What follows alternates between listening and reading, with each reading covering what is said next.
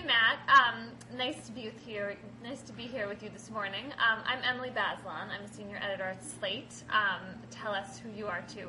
All right, Matt Lewis, and I blog at townhall.com. So we thought we would talk today about the latest polls in the presidential election and about Sarah Palin, who's just this endlessly mesmerizing topic for journalists.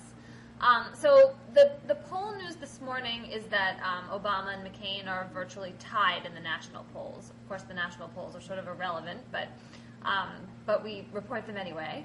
And then there's this big bump for McCain among white women in the wake of his choice of Sarah Palin.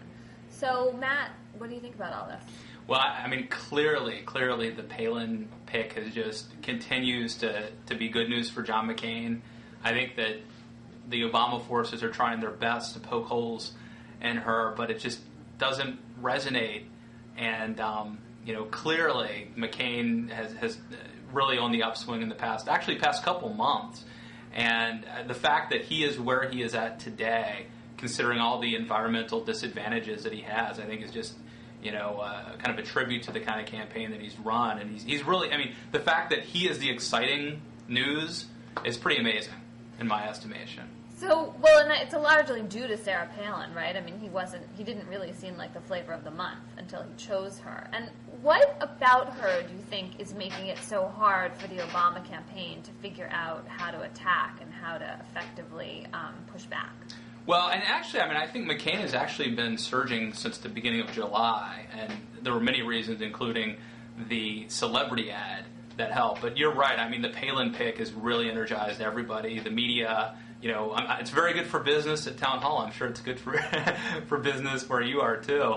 But I think it's sort of a perfect storm. We have someone who's very attractive and charismatic. She's an outsider, and I also think being a governor helps. Just this, and also the surprise element. The fact that everybody's been surprised by this, all have sort of conspired to make her this amazingly exciting pick. And, there's a lot of reasons why Obama is having a hard time right now. I think they were ready to run just a traditional campaign against Tim Pawlenty and or Mitt Romney. And McCain literally surprised everybody, including Obama. Right. I think one of the things about this choice is that it feels dominant in a way that's sort of confusing. She is the vice presidential nominee, obviously, not the president. And so the Obama campaign can't glorify her by turning the race into being all about her from their point of view. And yet the media is making it a lot about her right now. Yeah. And people seem drawn to her because of attributes that really have nothing to do with her professional experience so much as sort of this persona that she is projecting in a kind of magnetic way. Yeah, but in fairness, I think some of the attributes they're not superficial. I think certainly the fact that she is a female, and that's historic, that's gotten a lot of attention. The fact that she is attractive and charismatic, that's superficial, and that has gotten a lot of attention. But also, there are other qualities about her personality, that I think make her magnetic. And although they don't speak to her experience per se, I think there are legitimate issues because they might impact how she would lead. And so, being a real hockey mom, for example, isn't the same as talking about her, policy issue on, Social Security reform. But it does speak to the fact that, she's going to connect with a lot of American women out there who are worried about, their kids at school and school lunch program or whatever. So I think that it's just a big convergence of a lot of issues that have really, it's almost a perfect storm of vice presidential picks. And meanwhile, Obama is stuck with the Biden pick, which right now, I'm sorry, it just looks not like a wise pick in retrospect. Yeah, so for me what's hard about Sarah Palin is that it is true that these other aspects of her persona, her kids and this claim she has to being an advocate for special needs kids and just sort of the way she's using her motherhood. It's really interesting and different, I think, than we've ever seen an American politician of this prominence. But I don't really see how one can escape the conclusion that she was chosen because she's a woman. She would never have been picked based on her professional qualifications were it not that she was female. And so, for me, it just seems like there's something deeply unserious about her candidacy, and I can't really believe that John McCain thought she was the most qualified person to actually be the president if something were to happen to him. And it's such a confusing thing about the vice presidency, because it's largely a ceremonial role until it's not, until it really counts. And, it's true, I suppose we can conclude various things about her leadership abilities and what she would be like based on watching her talk about being a hockey mom. But it seems awfully thin to me to really imagine her as the president, particularly for a candidate like John McCain, who was running on his experience until this choice. So it seems to me like it just undercuts everything about his campaign, and yet it doesn't matter because she's like this engine pulling in, we learned this morning, pulling in white women who Obama needs and who he had trouble with in the primaries against Hillary Clinton. There were some conservative pundits, not me, but others, who initially criticized the Palin pick, and they felt like it would undermine McCain's message. But I think what they didn't factor in is that it's very difficult for Obama to attack Palin on the experience issue because Obama actually has less experience than Palin does. And so well, that depends how you measure it, but okay. But Obama, I guess my point is that Obama is in a difficult position because it's very hard to attack her own experience because, we could debate whether or not, but it's not like he has a tremendous amount more experience than her. And other factors, including, Joe Biden is going to have to go in and debate her with a chance of this thing backfiring. If he looks patronizing, if he takes it too easy or goes too hard on her, it is a factor, And I think here's the other thing: Hillary Clinton, Barack Obama was able to go very hard against Hillary Clinton because I think that Hillary Clinton's persona allowed that. But I think Sarah Palin is a different sort of politician, and so I think it is more dangerous for Biden, and I think that there's a chance that he, hard to say what Joe Biden might say. You never know with him. Right, that's a problem in itself. I'm with you on the kind of unthrilling nature of picking him for the vice presidential nomination. But I also think that what's amazing to me so far about the Palin candidacy, and what I feel like the Obama people haven't figured out what to do, is that she has set herself up so that the obvious criticisms of her boomerang. I mean, there was that great line in her speech at the convention last week in which she said, well, if you don't think that small-town mayor is the right experience for this job, let me tell you. Meanwhile, of course being the mayor of this small town isn't the right experience to be president. It's a tiny town. She wasn't even in charge of garbage collection. I mean, we don't, the notion that Rudy Giuliani was putting forward that, she's an executive many times over based on this experience, it, to me, seems pretty ludicrous. And yet, she is identifying with a lot of people who feel like there's the constantly present elite that's running their lives and that doesn't like that. And she's allowing John McCain to claim not to be a longtime veteran of Washington, which, of course, he is. It all seems sort of made up to me, and yet it doesn't matter. Well, there is, clearly both sides are, politics in some regards is, theatrics. And I think that Barack Obama was very good at sort of playing the political games early. And now, though, I think the Republicans have essentially gotten their act together and they're running a smarter, better campaign in the last couple of months. Actually, one point that I wrote about yesterday that I'd love to get your take on is I have this belief that Obama is physically exhausted. And I think it's because he's been running for president for about 2 straight years. And unlike McCain had a break, somewhat of a break, Obama essentially went from one hard-fought campaign straight into another. And I think that has contributed to many factors, including perhaps the Biden pick, taking a safe pick. Someone who's exhausted is less likely to shake things up. And the other thing is that McCain's staff, he has cycled through a series of managers and operatives. So he's getting fresh talent off the bench, whereas Obama has operatives who are essentially probably just as tired, if not more tired, than he is. So I wanted to get your take. The pictures I've seen of Obama lately, he physically looks tired. Do you have any sense of that? I mean, not directly, but I think what you're saying is there's total logic to it. He has been running hard for a long time. This is one of the potential costs of the Democratic primaries having been so intense and dramatic for a lot of months strung together. He really hasn't had much of a break at all.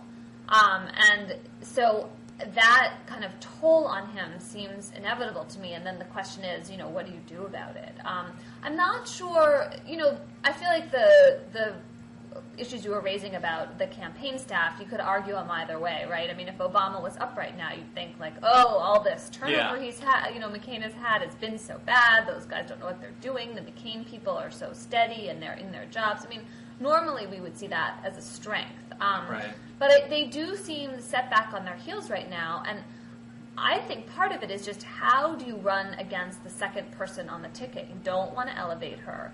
You don't want to inject a level of seriousness into her candidacy that doesn't merit. And yet she's the person, sucking up all of the airtime and attention right now. I mean, there's all this press coverage simply over when and where and how she's giving her first interviews. Yeah, and then there will be the press coverage about her first debate.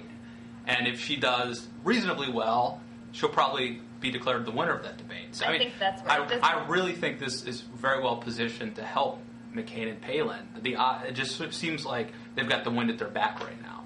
I think that's true. And the Obama people have to figure out a way to turn it around. I mean, timing-wise, they still have some time. This is not we're still far enough away from the election that everything could change again. And one thing that really impressed me about the Obama campaign during the primaries was their sense of timing and not peaking too early. Although then, toward the end, when they were actually losing the majority of the contest, it seemed more like a waiting game than a deliberate strategy. But in retrospect now, when you look back at the course of the campaign, McCain is going through these periods where he's hit rock bottom and he's had to reinvent himself and bring in new people. And then he had problems and he had to reinvent himself or his campaign or restructure the campaign. And then he had, a time where he had like 2 months where he was sort of campaigning, but he was going home to Arizona on the weekends and getting rested up and sort of thinking. But Obama has had to run this consistent campaign the entire time, which I believe means that he hasn't had time to reflect on his campaign. What has gone well? What hasn't gone well? And so it seems to me that McCain has had this almost luxury of because things went so poorly, of being able to reinvent his campaign. Whereas Obama, you would think it's a strength, but has had to essentially have the same campaign the entire time. And I just wonder if it hasn't maybe run out of gas or peaked too early.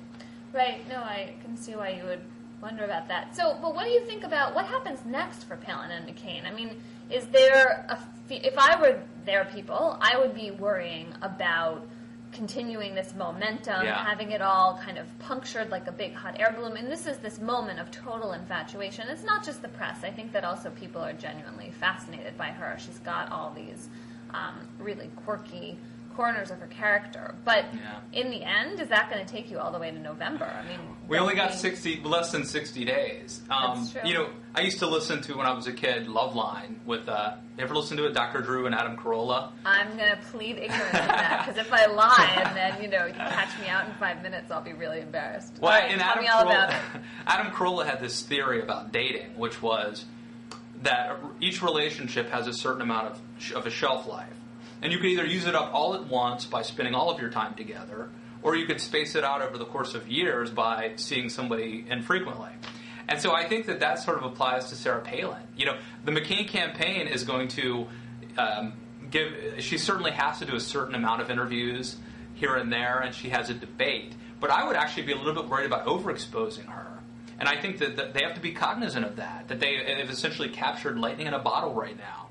And Sarah Palin can be extremely valuable to the ticket, and she already has proven to be. But I would worry about overexposing her, not simply because she's not ready to do a lot of interviews, but based on the fact that you want to sort of keep that new car smell around as long as you can. I think that's smart insight.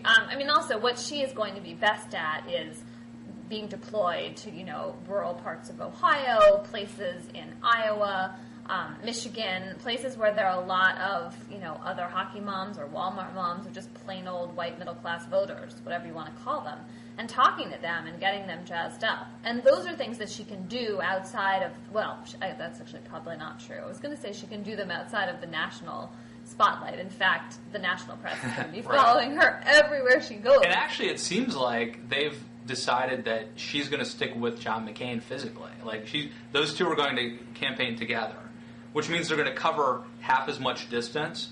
But it just seems like they've made the decision that she is so popular and that she, I think, makes McCain better than he normally would be. And plus the energy's with her. They're going to keep them together, I'm guessing. Maybe the last 48 hours they'll split them up. But well, I mean, you can see something sort of odd and slightly pathetic about that this older presidential candidate is leaning so heavily on the pizzazz of his younger vice presidential pick. But I do think that there's a way in which she authenticates him. And again, I don't think it's deserved, actually. But I felt this strongly when McCain came on stage during the Republican National Convention, and, he was his sort of awkward self. He's not a great speech deliverer. He didn't do a bang-up job. And suddenly those attributes are all part of the appeal of his ticket. They're like the real folk, and they've somehow managed to cast the Democrats as the ones who seem like the sort of smooth talkers. Even though if you look at the actual policy proposals and, what people would do in office, to me it's just completely clear that it's the Democrats who have the, best interests of working class people more at heart. I would disagree with you on that point, but I would completely agree with you on the point that in terms of perception, they have that perception now. I tend to think that it's a legitimate perception, but in terms of pure theater, I think that you're absolutely right that the optics of McCain and Palin together is so right about it, and it's almost magical. And Palin has this ability, and it's in politics, it doesn't come along that often. You can teach somebody to be a better public speaker, but you can't teach them to be what Sarah Palin is. And I don't want to get too far ahead of myself, but there is something almost Reagan-esque about her ability to connect. And a lot of times when someone's a very skilled communicator, they come across as fake or phony or too polished. She has this amazing thing where she is simultaneously a great communicator and authentic. So I want to go back to a non-theatrical question. One of the ways in which McCain has changed his message and inverted this campaign is by claiming to be the candidate of change and really running against the Bush administration. And yet, if you look at the substance of his economic proposals and what he would do in terms of foreign policy, it looks to me like he's pretty much in lockstep with the Bush administration. Do you see a real change argument there on those grounds?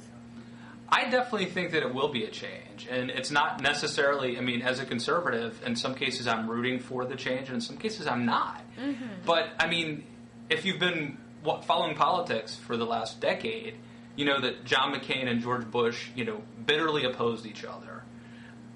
It was an ugly campaign. There's no doubt about it. You know that John McCain was seriously considered to be John Kerry's running mate just 4 years ago. You know that on a wide variety of issues, whether it's the environment or whatever, McCain and Bush are different.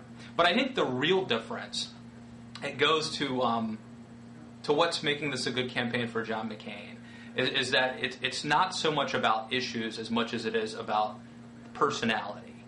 John McCain by nature is a contrarian, and John McCain by nature is a maverick. I truly believe that. And so, whereas George W. Bush, I think, is more of a traditional Republican, I would not be surprised if John McCain becomes president as a Republican and manages to tick off a lot of other Republicans and make people like me angry about some issues. I truly believe that. I wonder if he's going to have to hold back and rein in that side of himself in order to govern, because he's not going to get any legislation passed if he really alienates his Republican base. And so, you can talk about the environment, although I actually think that he's backed off a lot of his kind of more liberal stances on that. But his platform on taxes is clear. It's cutting taxes mostly for the wealthy. On foreign policy, it's clear. It's continue the, charge forward in Iraq. And I have doubt. But that's because George Bush took co-opted John McCain's message, not because John McCain co-opted George Bush's message. But I don't really think that matters. I mean, to me, it's all about looking forward. Their differences of the past seem to me not to matter very much when you look at them in terms of McCain's promises about the future and what I feel certain that he's going to need to do to govern. And so one big example for me, since I cover the courts, are his likely Supreme Court picks and his picks for the appellate courts. Right. Based on his past statements, you could imagine him making some non-traditional picks. Based on what it's going to take for him to be president, with any degree of success with his base, he is going to make straight-up, down-the-line, arch-conservative picks. And he has said that the picks he admires most are John Roberts and Sam Alito. He's given us the map. We just have to follow it. Right. Well, I do think that you might be surprised that among conservatives, there is probably some fear that John McCain becomes president and then says, okay, now I'm in legacy mode. I want to be remembered as a true maverick, and to heck with what the conservatives tell me, I'm going to do what I want to do. And that would be very much in keeping with McCain's sort of MO. But regardless of that, I think that if you want to talk about the perception of it, the change mantle right now, we've essentially gotten to a point where if you want change, Obama can give you change, and McCain can give you change. But who's offering real change? I mean, you were talking before about this sort of tantalizing idea that maybe McCain will continue his maverick stripes and worry about his legacy and make all the Republicans mad. But if you are a moderate or a liberal in this country, why would you take the chance, which seems to me quite a small chance that that's going to happen, when you have a candidate in a very straightforward way promising you the kind of substantive policy changes that would be a true departure from the Bush administration? I think it is clear, if you really want a liberal government, then you should vote for Obama. I don't think there's any doubt about that. That if the kind of change you're looking for is, more abortion, higher taxes, whatever, the liberal agenda, that's not fair. He talks about reducing the number of abortions, and his tax cuts for middle class and lower class people are much higher than John McCain's are. That's the same stuff that John Kerry and Michael Dukakis say. But my point is, if you truly want a liberal government, if that's the change you want, then I think you should vote for Obama. But if the change you want is, for example, George Bush did not veto a single bill for the first 6 years he was president. He did not veto a single spending bill. John McCain will veto it. He will veto the earmarks and make the authors of them famous, as he says every day. There's a big difference there. John McCain is going to be a fiscal conservative in the sense that he's going to fight spending. That's a big difference from George Bush. George Bush passed all these Republican bills. So if you want liberal change, then I think you're right. Obama is the best choice. But if the change that you're seeking is different, like cutting spending, then John McCain's your guy. So there is change either way. What if you want real health care reform that's going to make it more likely that you want health insurance or lower taxes for middle class and working class families? I mean, those are, or, a real climate change policy, which I don't feel confident John McCain is going to get. I think John McCain has a better chance of passing something like that than Barack Obama does, because he has experience reaching across the aisle to people like Joe Lieberman and Ted Kennedy and getting things done. Also, immigration reform, regardless of how you feel about that. I think John McCain is much more likely to pass something than Barack Obama, because Republicans will oppose Barack Obama, let's be honest. He's not going to get anything done. I think John McCain has a much better chance of actually enacting some of these reforms. But that depends a lot on the composition of the Senate. And the truth is that if Obama really, wins by a good margin, and even if he doesn't, there are a lot of races across the country that look good for the Democrats. And the level of despair in the country right now about government, about the economy, those things on the state and local and Senate level should all help the Democrats. I think Obama would probably need 60 Senate seats in order to get change. That would make him filibuster-proof. But there are a few but I don't think John McCain needs 60. I think John McCain can do it as a minority president because of his experience working across the aisle. So, anyway, we're probably not going to agree on. I don't think we are. But maybe I do want to ask you something we might agree on. In terms of the blog, blogs. Like, what is your sort of take on the impact blogs have had in the past couple weeks covering this on both sides of the aisle, and sort of how blogs are contributing to this race? I think that we are in this really fun, stimulating time as journalists where the news comes from all these different sources. And sure, there are still, bigger, more high profile and, in terms of track record, more trustworthy sources. But then there's all this news percolating up, and some of it sticks and matters. And I've just been really struck in the past week or so. My mother and my mother-in-law and my father-in-law, all of whom are, in their mid to late 60s, have sent me videos or stories out there on the web that seem important to them, and they've sent them with notes saying, like, when are we going to read this in the mainstream media? I just feel like we are in this era in which people are willing to trust a multitude of sources, or at least pay attention to them. That is excellent. And there's stories. I mean, there's stories that I wrote about today, which because I have TV on the whole time I'm working, and these are interesting stories that are legitimate, and for whatever reason they never make it on MSNBC or Fox, and when they just keep repeating sort of the same, they have 2 or 3 things that they talk about all day long usually, and so I mean it is interesting. I think if you really want to know campaigns, you have a multitude of resources, but blogs are definitely out there, So, and we were going to talk, well, we don't have to talk about The Atlantic, but a good blog that I read a lot, you might too, is Mark Amender. I think he's one of the top-notch bloggers out there that, and Politico is another great source. Well, and Politico is a whole new force. I mean, we didn't have that at all in 2004, and yet they've made news repeatedly in this campaign. I guess one thing I want to say about the mainstream media is, and this is not true about Politico, but a lot of the rest of us, at least part of the time, are relying on the reporting of the mainstream media and spinning off and doing commentary. And this isn't totally true. Some of the bigger news made by, the Huffington Post off-the-bus bloggers was their own doing. But I do think it's important for us not to get too cocky and to remember that if we didn't have these major news organizations that are fueled up by a lot of money to do the actual fact-finding on the ground, the rest of us would have a lot less to pontificate about. Yeah, I mean, I think that probably, maybe 10 or 15% of what I write about is actually original, in terms of having someone give me exclusive information that nobody else in the world knows about. Exactly, and that's a pretty high percentage. I would think that for bloggers and people out on the internet, that's high. Yeah, that doesn't mean that the commentary isn't worthwhile. I mean, no, you can add a new spin to something that someone hasn't really thought about.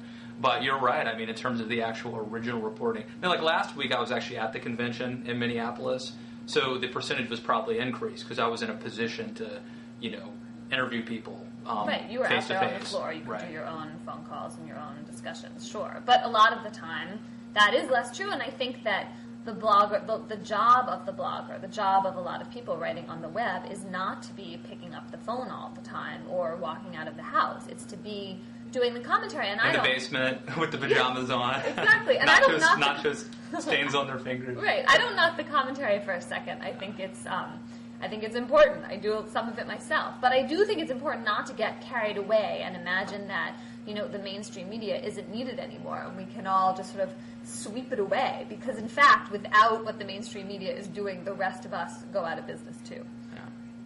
Well, we should probably wrap it up. Do you want to wrap it up with any predictions or looking ahead? Predictions only get you in trouble. That's why I ask. I have no predictions. I'm just watching. I mean, it's just sad to think in some ways that this election season is going to be over. I don't know what all of us political nerds are going to do with ourselves. We're going to be like shaking, just exactly. looking at our BlackBerries constantly. All right. Well, hopefully we can catch up again sometime before the election. Yes, it's been a pleasure talking to you. Compare notes. Good talking to you. All right. Thanks. Take care. Thank you.